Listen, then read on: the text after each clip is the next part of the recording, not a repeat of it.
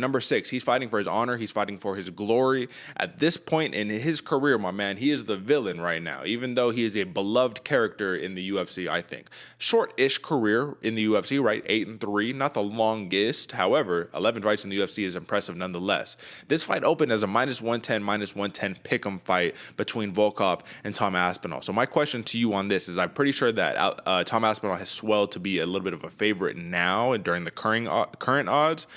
But is Alexander Volkov live money here, brother? Are we pulling a Derek Lewis, Chris Dawkins? Like, are we, once again, I ask it every couple of, weeks when this happens, new shiny toy, we falling in love? Or is he the real deal, brother? Is he that same hybrid similar to a Cyril Gane that's going to be able to give Volkov fits, get in and get out, hit him and not get hit, work in the clinch, get out to the distance to where he can't be hit? My man, they're both big and tall, 6'7", 6'5", both similar reaches, 80-inch reach, 78-inch reach. Come on, brother, what are you thinking? Yeah, I mean, as much as I do feel like we're falling in love with the new flashy toy, Tom Aspinall has proven himself to be that fighter that you can't really bet against until you see some flaws kind of start coming out of him. And unfortunately for Volkov, we've seen those flaws. Sure, he's not necessarily turned heel, but he has kind of got a little bit more of a chip on his shoulder. It's kind of coming back. He lost the big tattoo, or that's the what was it, like the manta ray, and then got this big Chinese one on his back. So I feel like he's kind of turned himself more into a warrior, into like that more warrior mentality, excuse me. But Tom Aspinall, he's been there from the jump.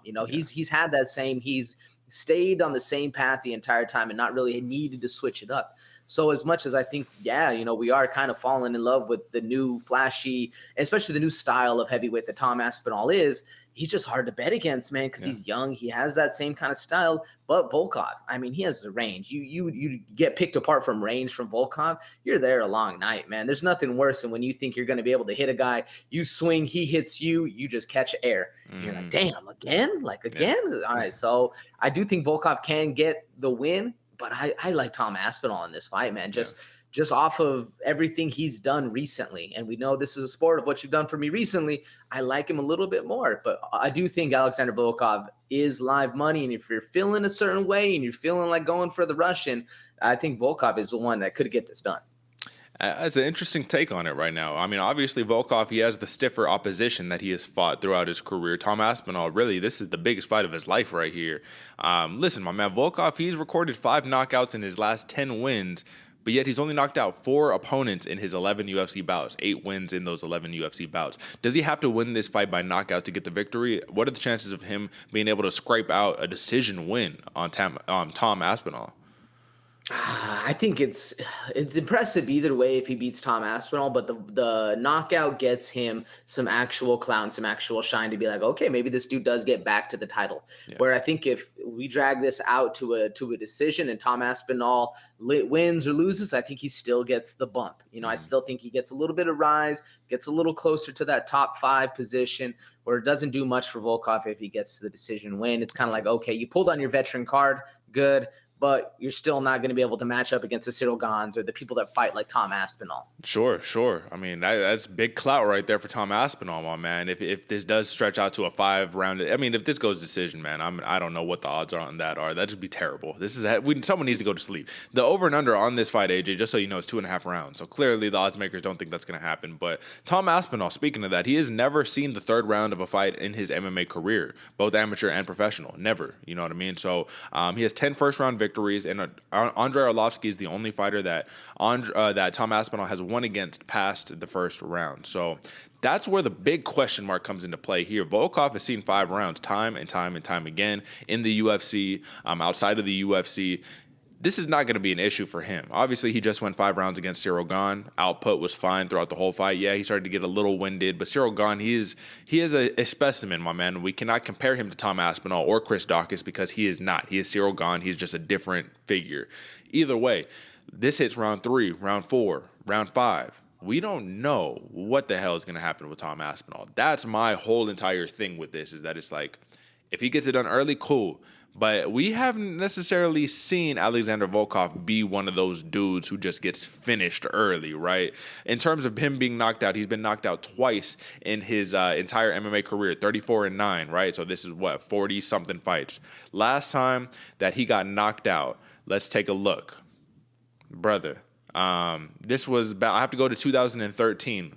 He got knocked out in the first round against Vitaly Minakov. This was at Bellator 108, brother. This was a long time ago. So all these fights later, he's decisioning people, knocking people out. If he's losing by decision. Do you think Tom Aspinall can go 5 rounds, brother? Like, this is, I mean, we're both taking a shot in the dark. We're playing darts with the lights off, and we just chucking them right now because I have no clue. I know he looks sharp in rounds 1 and 2, brother, but this is the big thing that scares me on this fight. So let me know that, and then we'll give our picks and we'll get to it. Yeah, that's the big asterisk for me too. Because if Volkov's hard to knock out, I know the one that came to mind right away was the Derek Lewis, and it took him all 3 rounds to get that knockout against Volkov. That's right, huh? Yeah. And that was in 2018. So you're right. Yeah, but it did, like I said, it took him all 3 rounds, and that was Alexander Volkov outpacing Derek Lewis, and finally Lewis landing that big shot. Does Tom Aspinall have that same kind of touch, that same kind of death touch I always like to talk about? I don't know. Then it gets into the late rounds. We've seen him, we haven't seen him be tested there yet. So there's a lot of ifs and a lot of maybes. I think Tom can get it done because we know he's training. He has the style to, stay light on the feet, stay bouncing, stay doing all this stuff, but so does Volkov. So that's really where this asterisk is to me.